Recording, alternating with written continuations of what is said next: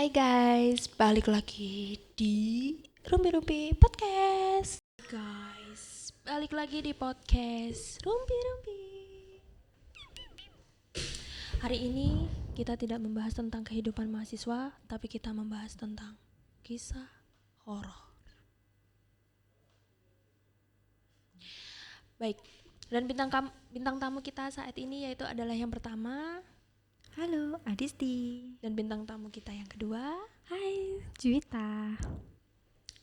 Nah, ini tentang horor ya. Kita tidak usah basa-basi, kita lanjutkan ke pertanyaan ke pembicara pertama. Kira-kira nih, sebelum dimulai ya, kira-kira nih hantu apa yang paling kalian takuti di Indonesia? Kalau saya nih, semua hantu sih saya takut ya. Tapi saya tuh lebih takut sama pocong. Ya, Nggak tahu kenapa saya tuh takut banget sama pocong. Kemungkinan karena bentukannya itu bayangan kita buat besok ya. Duplikat kita gitu. betul sekali. Itu aja sih yang saya takutin. Gak ada takut ke hantu lain gitu? Ada sih, tapi saya lebih takut ke pocong. Nggak tahu kenapa.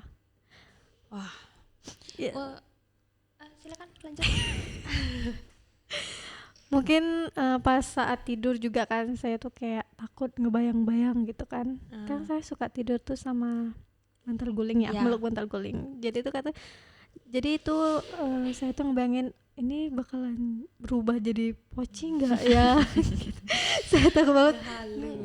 Saat tengah malam itu kadang kalau kebangun tuh ngeliatin, oh enggak deng, ini bantal guling gitu. Sama saya juga sih. betul. Baik, untuk Mbak Disti, apa yang paling ditakuti kira-kira? Dari semua hantu sama kayak Mbak Juwita ya tadi. Pocong juga. Iya, itu paling ditakutin banget. Ya, Emang sih manusia. betul, duplikat kita nanti gitu. Apalagi bentukannya kayak lontong gitu ya. Tiba-tiba Tapi kalau suka lontong banding, wah suka banget. Ya udah, makan. Aduh, jadi lapar. Iya, nggak gitu konsepnya. Baik kan, yang paling ditakuti adalah pocong kan. Nah, kira-kira nih, apakah kalian itu pernah nggak lihat secara langsung, maksudnya dengan mata kalian sendiri itu berbentuk makhluk-makhluk astral kayak gitu tuh yang biasanya nggak terlihat sama yang biasa kayak kita tuh, kalian pernah lihat nggak? Kalau aku alhamdulillah sih belum pernah. Kalau bisa jangan sampai diliatin yang kayak gitu. Aduh, nggak kebayang itu. Ya kalau dilihatin gitu disapa gitu loh Mbak. Ya ngajak ngopi gitu kan, diajak ngopi. Keburu pingsan dulu. Tampar aja kalau perlu itu. Nggak bisa dong. Tembus. Iya, Kalau Mbak Disti? kebetulan pernah, dan kebetulan di lokasi rumah, pas di rumah itu. Gimana itu bentukannya? Waduh, untuk ciri-cirinya ya dia memang ya agak tinggi dengan kayak kain kafan yang kotor ya. Kemudian untuk wajahnya yang hancur ya, kayak gitu.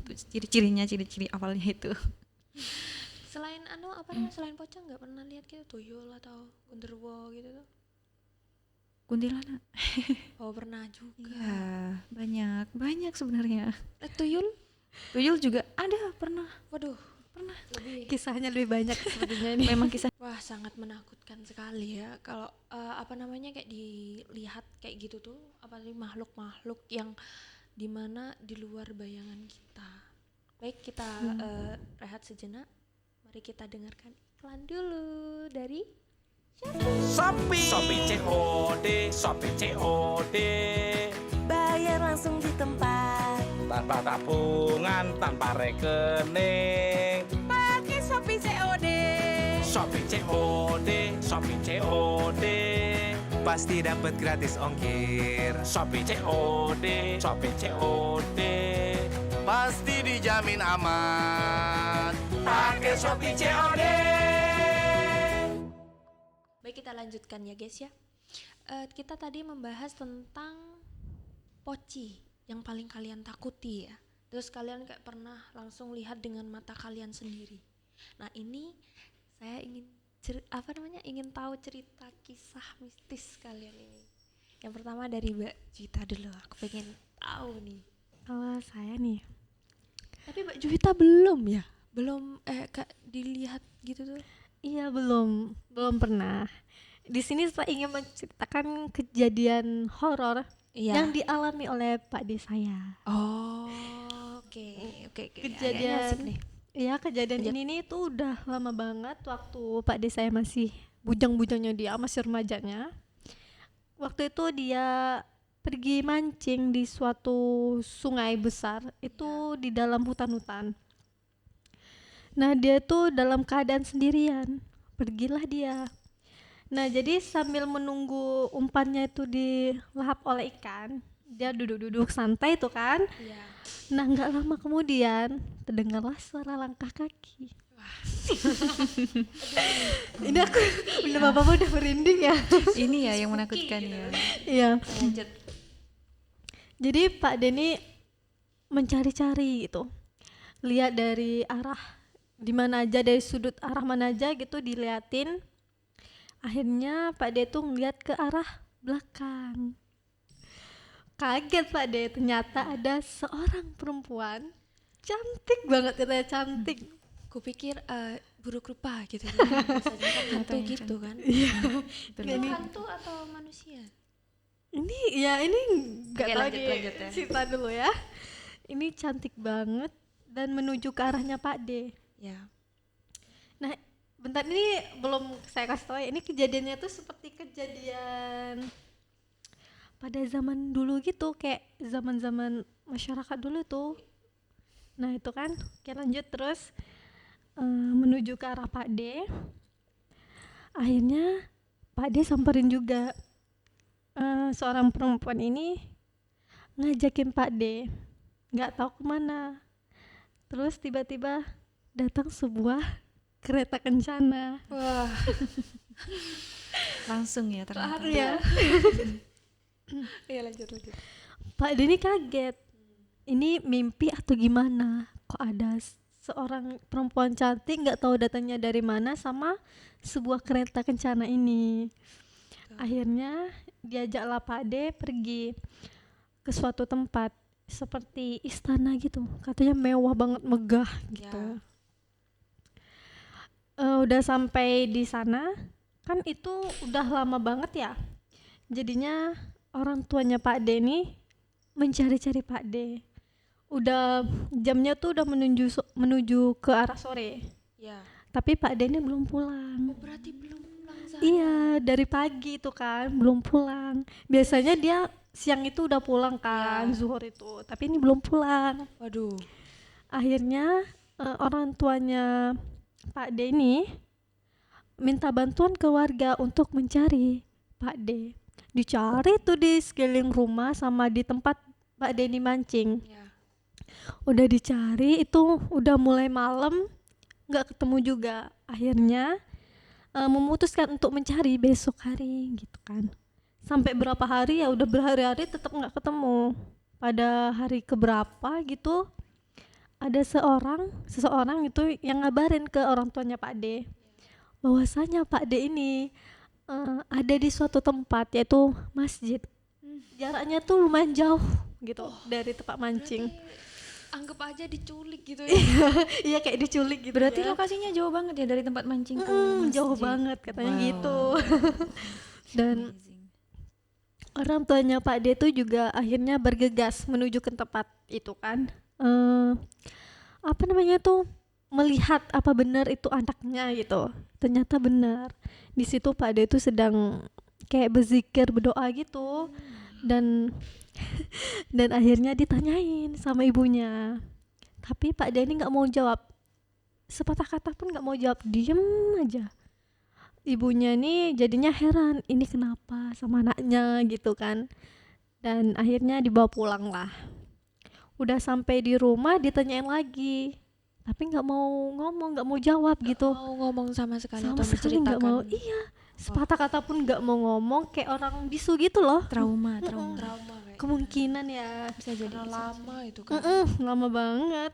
Akhirnya seminggu kemudian Pak D baru bisa ngomong dan menceritakan semuanya kejadian yang dia alami. Katanya itu waktu dia masih mancing itu ada seorang perempuan yang cantik ngajakin Pak D naik ke kereta kencana. Itu sangat mewah katanya. Dibawa ke sebuah istana. Istana itu sangat megah, katanya tuh bangunannya tuh kokoh banget, terbuat dari emas-emas gitu katanya. Oh, jangan bilang diajakin makan. Biasanya kayak gitu. Biasanya ya. Iya. Nanti pulang-pulang dia kayak nyangu itu enggak sih? Misalkan dikasih permen nih. Nah, yang dibawa ulat. Nah, Kayak gitu. cerita apa itu? Ada sih, lupa aku. Banyak sih Ada kejadian banyak, kayak gitu. tapi banyak. Lanjut. Tapi itu enggak beda. Oh, beda. Ternyata beda. Beda. Beda. Ini bukan makanan. Jadi Pak D di sana itu ditawarin sama perempuan ini. Datanglah seorang kayak mungkin prajurit gitu ya, nggak tahu juga kan. Bawa sebuah peti, ada 2. Sekali dibuka, isinya itu mau tahu. Apa nih? Isinya itu emas banyak banget sama uang. Aku diambil. Nggak pulang dong. Ya lanjut. Suruh milih mau pulang atau mau ini uang sama emas ini. Kalau mau milih ini uang sama emas harus tinggal di situ aja.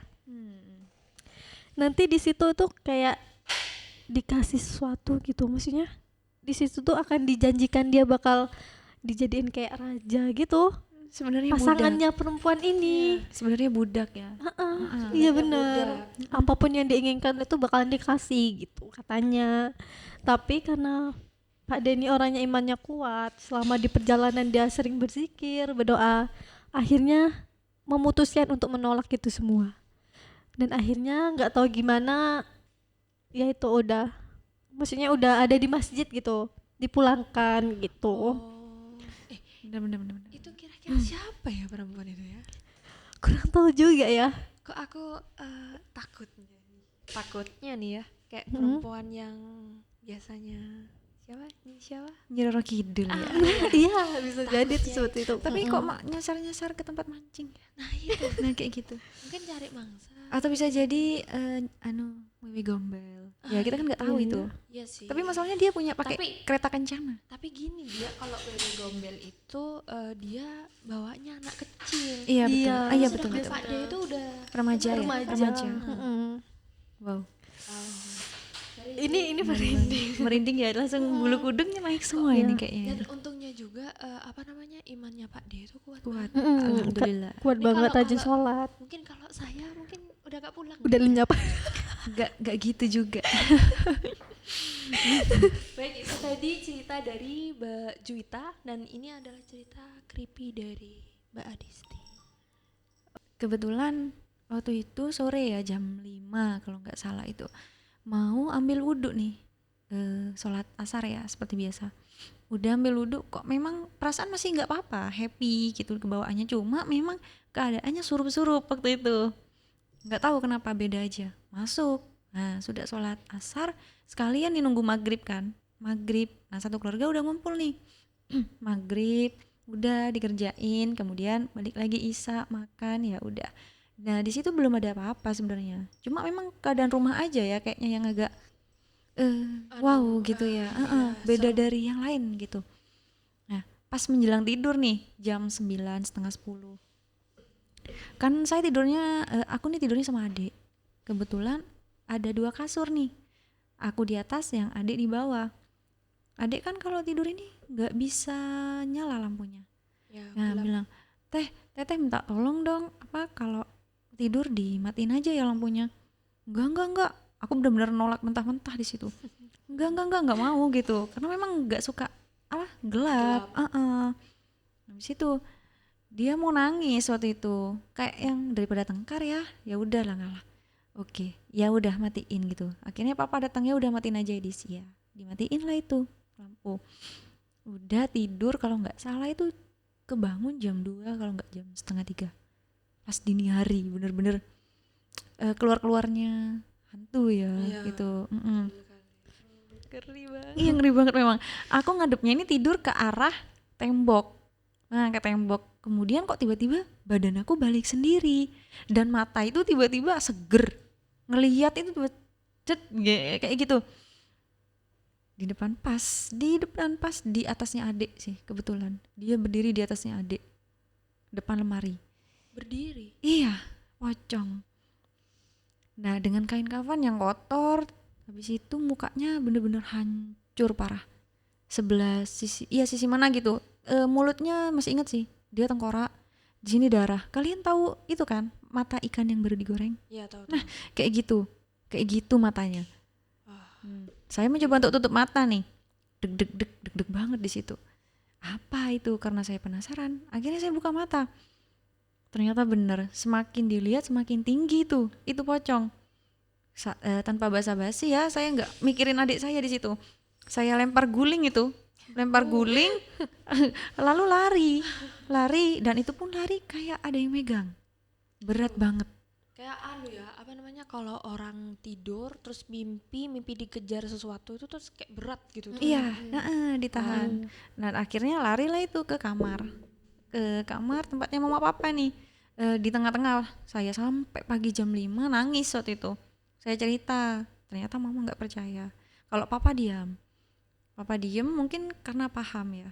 Kemudian besoknya karena mama nggak percaya langsung diperlihatkan hari itu juga.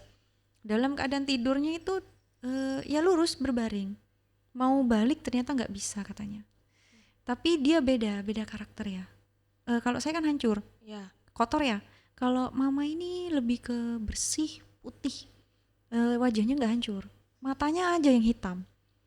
Di situ. Wow, itu kira-kira menurutmu pocong yang sama nggak sih?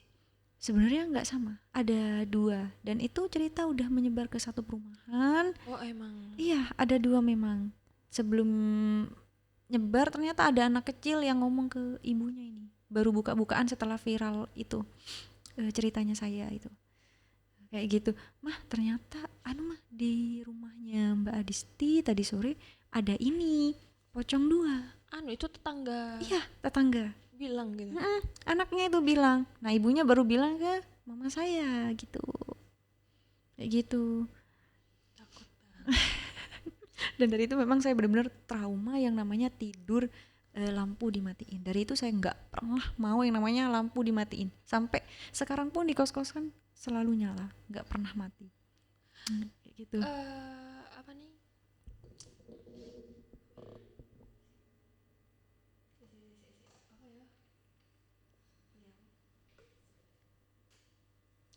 Ini kalau ngekos kan lampunya kan nggak dimatiin ini. Iya. Tapi tidurnya tetap sendirian. Iya, tetap sendirian. Ya, sendirian itu sudah menyesuaikan dengan lingkungan aja. Lama-lama juga berani, lama-lama nanti kalau misalkan ketemu nih dipisuin aja sebenarnya. Apalagi kalau lagi capek-capeknya nggak ada takut-takutnya sudah. Iya sih. Betul. Bener-bener. Bad mood banget, dipisuin aja udah hilang sebenarnya. Udah. Betul sekali. Nah itu tadi guys, kisah horor mereka yang pernah mereka alami dan juga yang pernah diceritain ya. Iya. Betul Nah, sekali. dan untuk saya sendiri saya tidak pernah tahu tentang horor-horor seperti itu maksudnya. Ya fun-fun aja gitu. Berharap gak usah ya. Enggak, saya enggak berharap. Takut. Nggak perlu tahu ya. Cukup dari ceritanya orang-orang aja. Iya. Banget. Lebih enak didengerin kayak creepy gitu. Iya, kan kita ngomong kayak gini yang dengerin bukan cuma kita loh. Iya. Tolong ya. Nanti tiba-tiba ada yang jatuh. Oh, Aduh, jangan sampai. Jangan sampai. Baik, sekian podcast kami. Jangan lupa follow dan like podcast Rumpi.